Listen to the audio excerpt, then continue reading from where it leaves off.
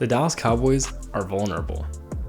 They played against Washington in Week 18 in a game that could have potentially earned them a higher seed in the playoffs, and could have even won their division and given them the 1 seed. And in a game where all of their starters did in fact play, and a game where ultimately Dallas did want to win, they didn't, against a team that was knocked out of the playoffs and was finding out if a rookie quarterback had what it took to be a professional. So in a game that didn't matter for Washington, and did matter for Dallas, somehow Dallas managed to lose. An impressive feat that can't be done over and over, and suggests that Dallas might just be vulnerable this year. The Washington defense planned out the exact blueprint that teams are going to use in the playoffs in order to defeat the Dallas Cowboys and curb their offense entirely, because that's what happened against Washington. Only 1 touchdown was scored for Dallas, and it was at the very end of the second half, with Washington playing prevent defense, something that ultimately didn't matter because they lost by multiple scores, which shouldn't have happened against Washington. So how does this happen? Well, watching the film, there are 3 main things that we will walk through in turn. First, the run game completely failed. Second, offensive pass protection was at its worst all year. And third, Dak Prescott himself struggled mightily. So we'll go through all 3 to see exactly why they are so vulnerable, and not one player can make the biggest difference. And granted, the coaches also had a big impact. So we can't forget that the coaches are very important and did a very bad job preparing for this game and being able to adapt as the game went on, something that did end up biting them really bad. So let's take a look at the film, see exactly what I saw, and go through the 3 main pillars as to why the Cowboys have had the blueprint laid out for them before the game even started in the playoffs. Let's get into it.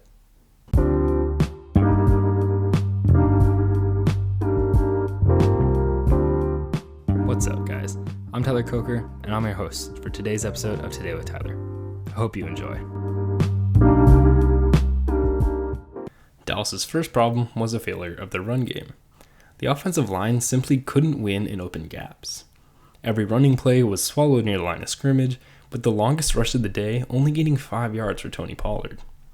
The boys' offense relies heavily on the run game as well, which threw off the entire offensive game plan, especially considering Washington didn't have any of their starting linebackers in the game. Rather than adjusting, though, the coaching staff continued to call run plays, which continued to hinder the offense and put them behind the chains over and over again. The offensive line struggles weren't just on the rushing attack either. The Cowboys consistently gave up pressure during the passing game to a 4-man rush.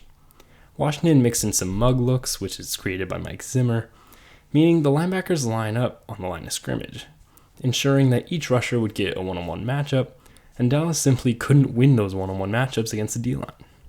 The pressure, while only converting to 1 sack, messed with Dak Prescott heavily, flushing him out of the pocket and making him miss open receivers down the field.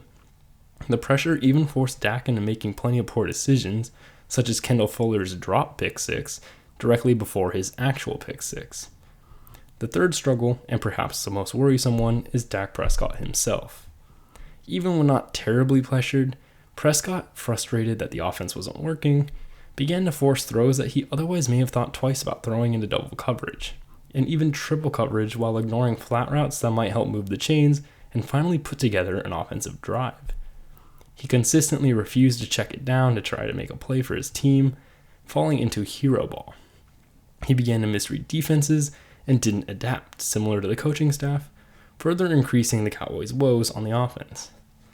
His misreads and his hero ball approach were hindered even more by Dak's executional issues that he began to flash as the game progressed, such as staring down his receivers before taking a shot. He began to stare daggers into his targets, forcing him to check down when he could have finally made the big play that he wanted to make all along.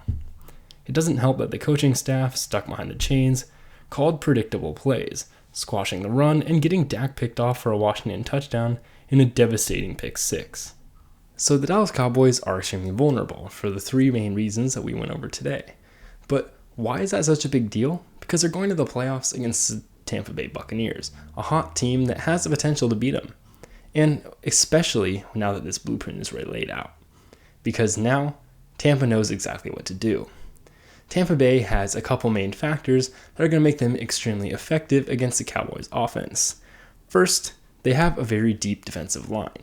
And while it's not as talented as Washington's, which Washington has spent 4 first-round picks on their 4 starting D linemen, so it doesn't really count. But Tampa Bay still has a very good defensive line that's very deep. So you're not going to be able to see the same 4-man pressures, but you're going to see a lot of really good pressure, which is going to be extremely effective, as we saw in the second part of this breakdown. They also have a really good secondary. They have good safeties and corners that are going to be able to blanket the coverage, and they also run a zone-heavy system, similar to Washington, so it's not much of a surprise that they're going to find success there. And then, of course, their offense is hot, so that's going to be a big deal.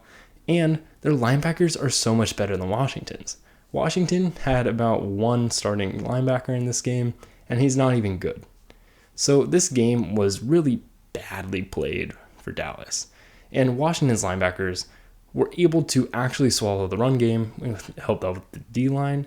And now you've got a good linebacker core going against Dallas offense. So Dallas is looking like they're in trouble. And whether or not the Tampa Bay Buccaneers are going to be able to do it, some team in the playoffs is going to be able to look at this Week 18 showdown and see exactly how to shut down the Dallas Cowboys offense. Thank you for listening. I hope you enjoyed, and I'll see you next time.